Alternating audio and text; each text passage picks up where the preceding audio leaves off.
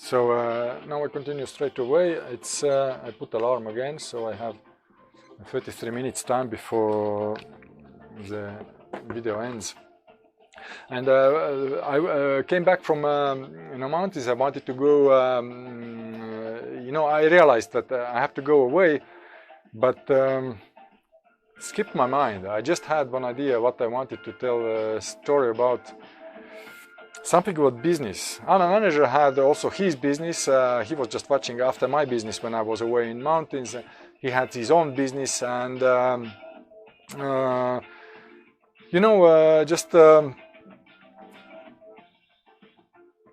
give me 1 second. I don't want to stop video because it's just I want to tell everything like it comes naturally, but when I was stopping video, I just had something in my mind that I wanted to tell a little story. It was interesting, and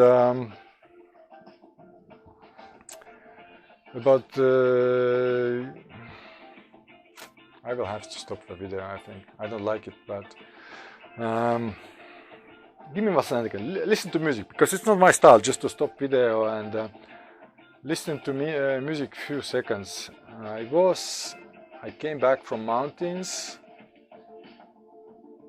I wanted to tell some story. Funny. Sometimes memory just quits like that, and I had one funny story in my mind relating to business, and it is not coming up. Anyway, but I will not give up. I have to learn also to talk naturally on live television. You never know, because I've been actually actor. I tell a part a little bit. No, acting stuff I tell later because it's after I escaped my country and how I found it, everything. But okay, as I'm not remembering right now what I wanted to tell, I'm telling a little bit about martial arts training still. Like. I had my own style of teaching martial arts, and I basically trained them not one by one, one-to-one only, but during the training, during the training, even if we had certain exercises, just one-to-one to learn technique.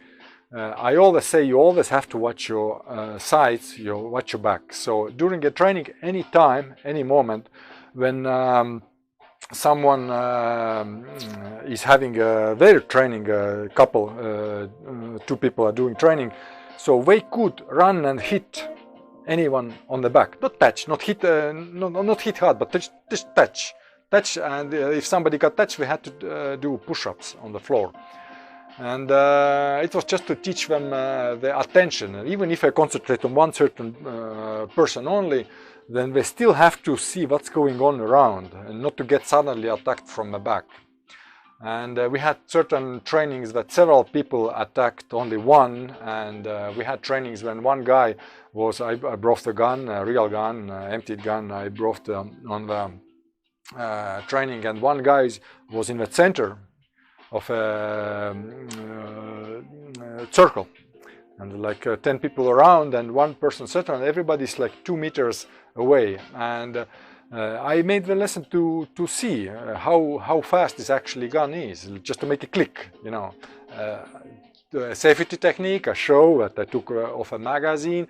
I made emptying a control shot outside and show that there is no bullet inside. I showed them that nobody, you have to know how to handle gun, It may be useful in your life, even in martial arts. Nobody is like Superman that you never know when this can be useful. That's a real martial art. You have to learn to have to handle such situations.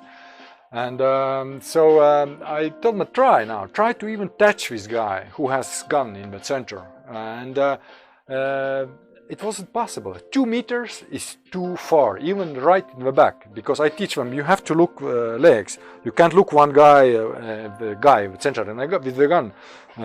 You look like a little bit like face down. You look around so you see everybody's feet.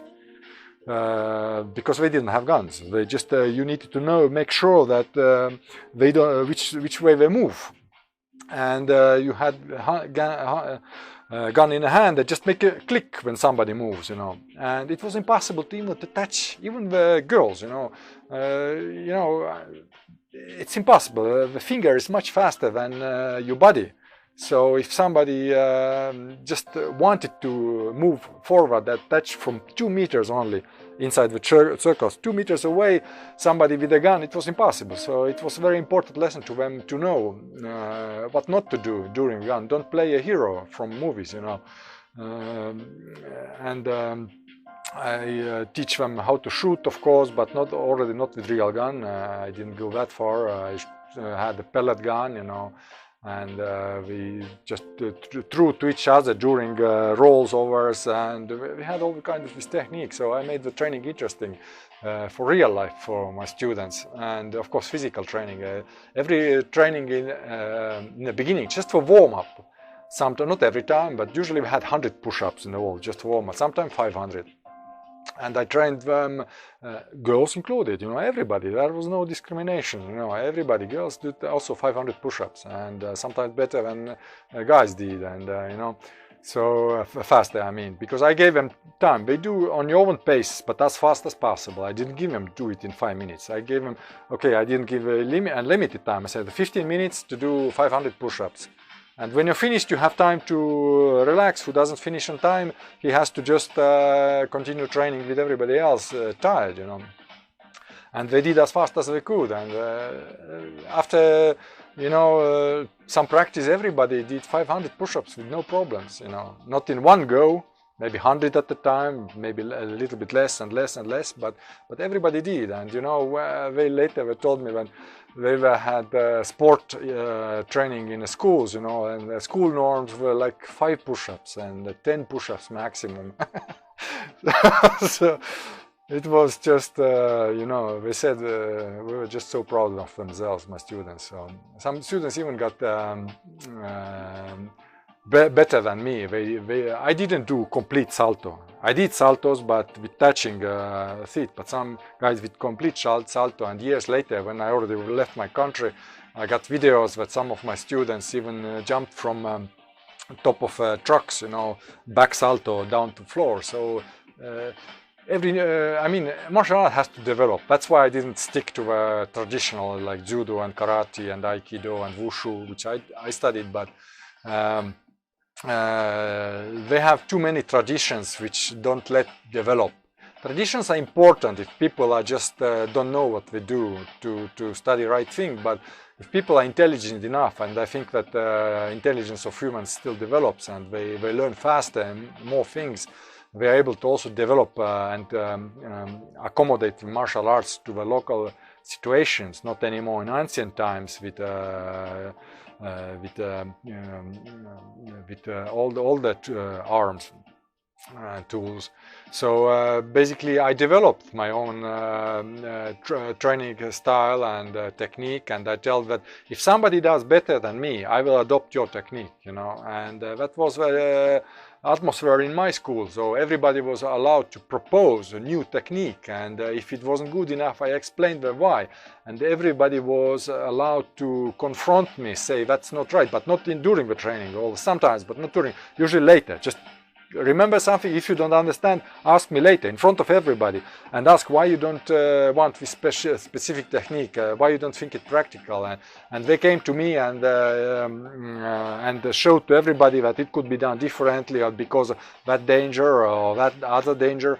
And when they weren't right explained, and one girl even came back with better, because we had training for every situation, not only fight completely, but how to jump away from the floor by lying down if somebody attacks you when you're just relaxing, you know, on the nature or on the beach, you know. So how to do very fast stand-ups, you know, and into position, into fighting position, and with rollovers and with jumps, high jumps, and full over other people. Because I came from judo, you know, I did more difficult stuff than judo because I trained myself further. In some technique, especially jumping technique. I jumped when I was younger, before the army. I even jumped on the ground, on beton. I mean, concrete ground over fences, like 2 meter high fences, seems impossible because I wouldn't be able to jump it like sports style, but in martial arts style, I did that onto the concrete ground with rollovers. So I was very well trained, and I of course when I was I had every young guy. Now just 2 seconds I tell about my younger story. I still have time. Before army, but I will tell later a longer story. But I wasn't always happy. I was a young person, and I sometimes had some problems, either broken love or something. And you know, when I was angry on something and I felt you know, something really bad, instead of going drinking or something, I had a key of a dojo because I was one of good students of training of my school in my town, and the teacher gave me a key, a dojo. I could go anytime there, and sometimes went at night. When I had very bad, I couldn't sleep, I just took my stuff and I went to dojo and I beat the wall. I beat the wall till blood, and I didn't begin from straight to a wall, but I put up the tatami on front of a wall and started little by little, and during months, you know, you let to heal, you start again. Some guys, you know, in Russia later, I saw guys during the travels who, I went to martial arts schools, different places as well when I traveled Russia. I wasn't just hanging around only nature, I did some learning stuff as well. But some guys, they told me they broke all their arms because they started to do too tough immediately. But I wasn't so stupid when I was young. I did little by little. I let the arms heal, and when I put on the wall some like cartons and started to them, not anymore on soft tatami, and when my arms healed, then weeks later, up to you know, up to the concrete wall, I started to beat, and nothing anymore basically breaks my knuckles, because it takes many years of training, you know. So that was my style, and you know, just to get the anger down, not to drink, you know, it was psychological help, like calming down myself.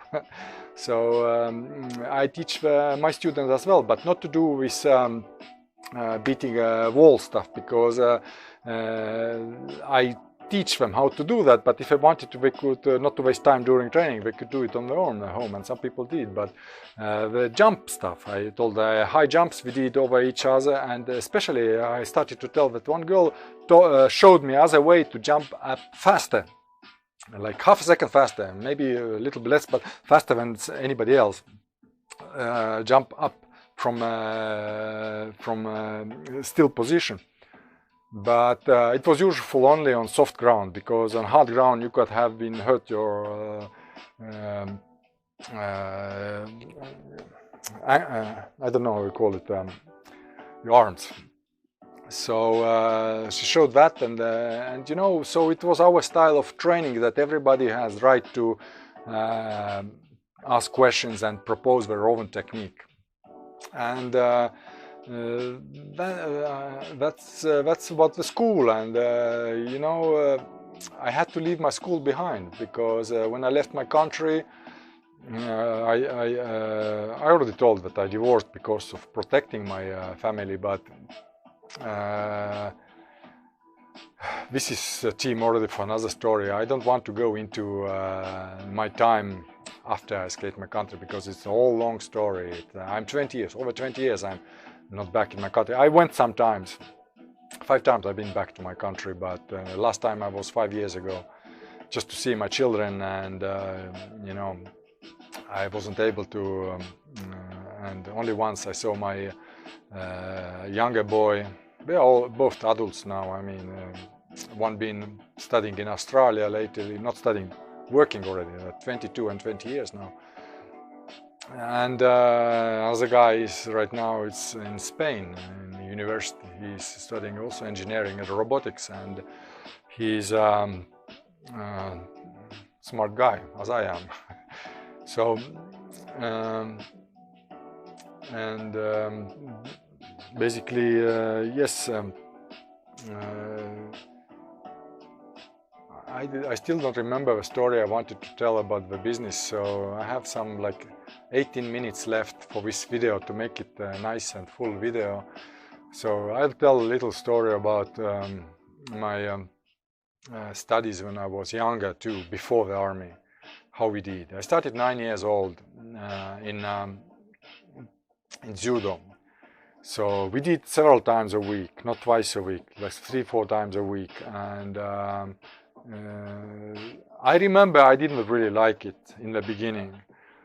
But my parents actually said that when once father was still alive,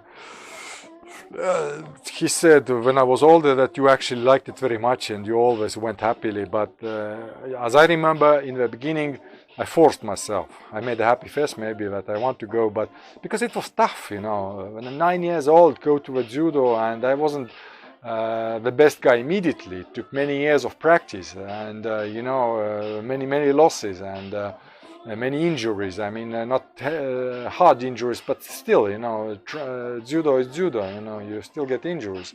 On competitions, we had some guys even broken arms and fingers, and even in our competition, our time, we had broken noses not because somebody hit, but because of head punched on the face by accident, or fingers out of socle, and all these things happen. And we also trained on the forest, so we had like forest running camps. Little town, forest wasn't very far. It was like 2-3 kilometers from our dojo, and we ran into the forest and we did training there. And I didn't like it actually to go out the forest, and because it was tough, you know. But I did. So that helped me in the beginning, and after I began liking it.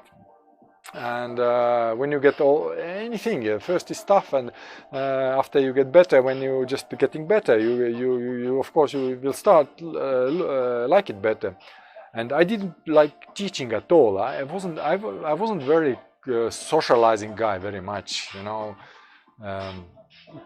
We had a lot of fights in school. Because of that. In Soviet time, school had all the time fights, but I wasn't very socializing guy. I was stupid. I mean, so in that sense that they didn't like me. Everything came too easily for me. I had always very good results in everything, physics, mathematics, but I wasn't studying very hard either, you know. It just came naturally. I understood things. I listened. I didn't play during the schools, and so maybe that's why they didn't. Other people didn't like me very much. That I had friends, of course, too, but I mean, some gangs, like school gangs, you know, guys who didn't study very well, they didn't like me because it was so easy for me. I got good points on everything, and they called me on competitions on mathematics and physics, and I didn't win any first places. Usually I was always second or third, you know, but because it wasn't my idea. I studied also music. I studied school guitar. I finished the music school as well, on classical guitar, and I had other interests, martial arts mostly, and so we had a lot of practice during the school time as well. And that's when you get useful of the martial arts trainings. And finally I was left alone, you know, not the first years in school, but little by little I was left in peace, because you grow and you put people finally in place. But my training didn't end with judo. I said we had a little bit karate training, not right in the beginning. It was very forbidden yet still in Soviet time. And then the Chinese wushu schools came, and we had a couple of wushu teachers who trained on from Chinese already, who've been in our country. And then we went training that as well, a part of judo, a part of karate or the later. And the judo teacher also taught us the basics of aikido. So aikido wasn't forbidden, but it wasn't very well known. You know, we didn't have aikido schools. Judo was in Soviet time the only official and sambo, Soviet sambo. And we were training actually so well that when we had inter disciplinary competition once. Like we judo guys, when I was still young, I don't know, 12, 13, 14, 15 years, like that. Once in a while we had competition, disciplinary, like the classical wrestling with judo guys, and they told us the rules of a classical wrestling, but we never did. You know, we just learned the rules before the competition, and many classical wrestling guys, they knew how tough we were, because we were, and they just didn't show up on the competition. And I even won one competition on classical wrestling on maximum weight, because I was only one, because the wrestling guys didn't show up. So I just went up, and you know, you have to, by the judges, the laws, you know, have to go up to a ring. They call up guys, and nobody shows up, and you know, you're a winner, you know. So it was even that way. So, and wushu training was also, but it was very interesting, very different. It was very different. Shaolin Tzuan and Tai Chi Chuan, they did more like Tao, no, kata in karate language, you know, Japanese. But I didn't like that, so I did more like fight, like Shaolin Chuan, you know. It's like full contact, you know, in wushu style, with wushu rules, but wushu technique, I mean. But we had also kind of going to courses sometime.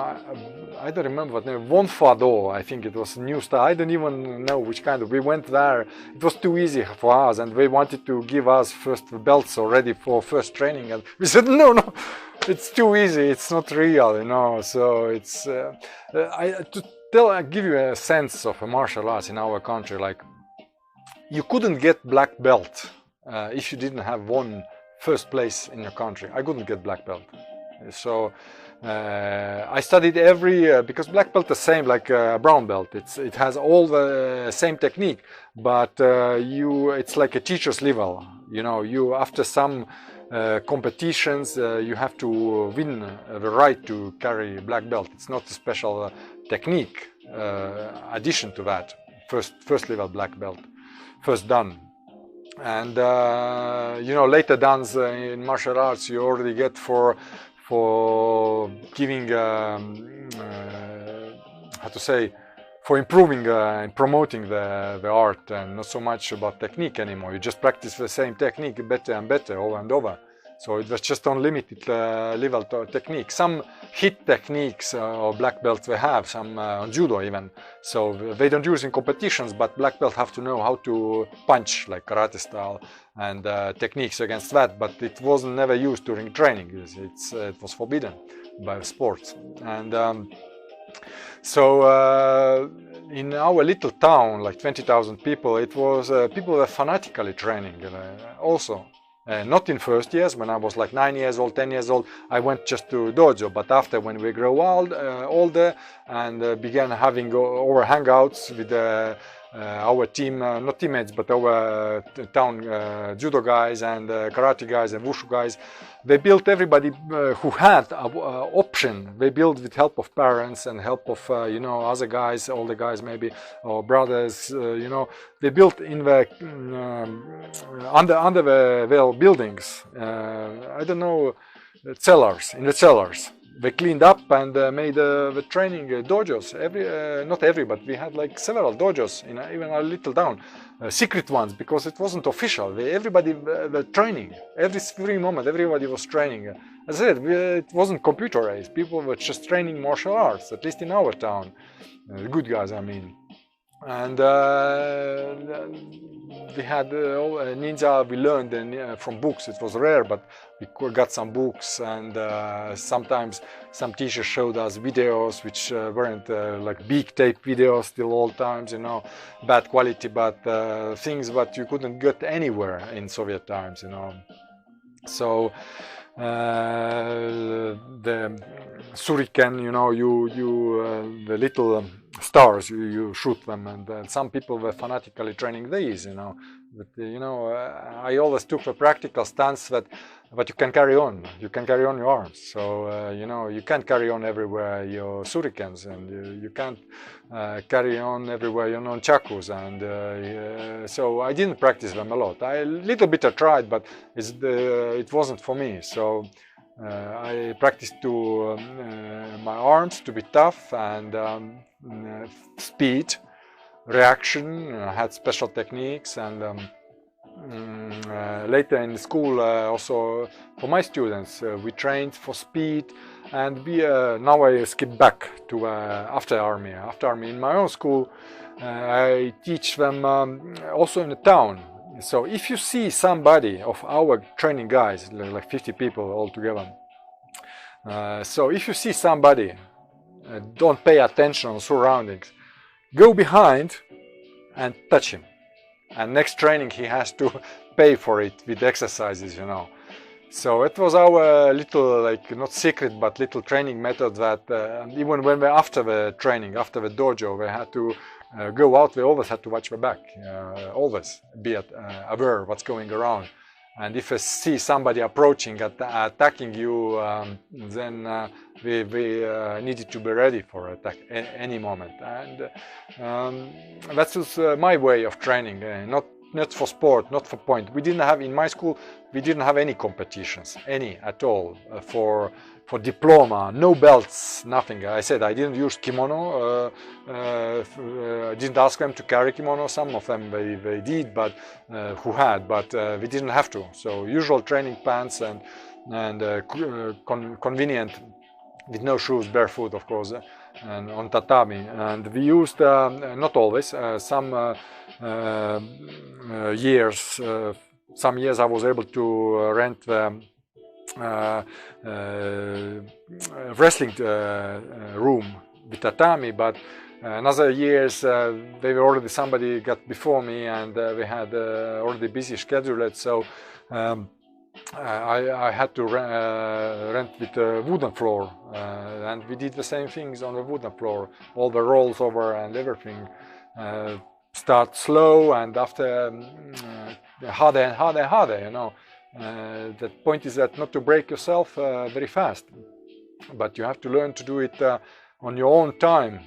And I teach them guys that if you want to do practice also at home, in complete dark, with closed eyes, or if you have so dark room you can't see anything, then you don't have to close your eyes, but every city, still some light coming in from windows. So I said, close your eyes, switch off window, switch off light, and do your training movements in complete darkness. But little by little you begin. You don't start just to break your furniture in a home, So first slowly, and after faster and faster, and to be aware of your environment even in complete darkness.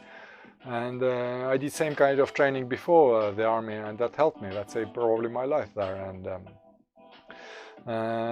what else? I have still 4 minutes left, but let's not pull it to a maximum. If I recall the story I wanted to tell about the business, what happened, it was funny, just something related to mafia, and something to relate the style of culture in Soviet 90s. It was funny, but I don't have to tell all the stories, it will get boring after a while. So you get the general sense. I just want to make interesting short movies, to not just to talk, but also to promote my books. So if you read my books, you will find there interesting stories as well. It's not just only technical stuff, but I write there. So just my books are all for free to download, and I don't want to do it style like not many other video bloggers. They do that in every end of every video. They do a click on that and do that and do that. I don't do that. You will find yourself if you're interested where my books are. But anyway, let's end it that, and probably next video, if I don't find any good stories, but really would be interesting to know someone about my time back in my country, And Russia times, my travels I will have to tell yet, but I will probably also continue already when I escape my country and my struggle on now already over 20 years away from my country.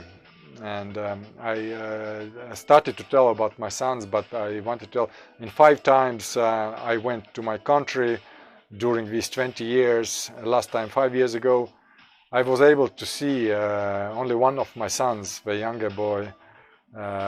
He was already 17 at that time. I found him at school. I was able to see him for 5 minutes, and that's it. So you see, I'm not happy about my country. I had to leave my country again after a while, you know, every time, and sometimes very quick, after a few days only, because as soon as I showed up there, the police was showing up on my mother's place and on my sister's place to find me. So some my written articles about corruption in government back in old times, sometimes they still bother some people. Somebody still have a grudge on me, you know. It wasn't only because of you know, officially one problem is that paying to my kids, like my wife, ex-wife, but you know, I passed the court case. I don't have to anymore.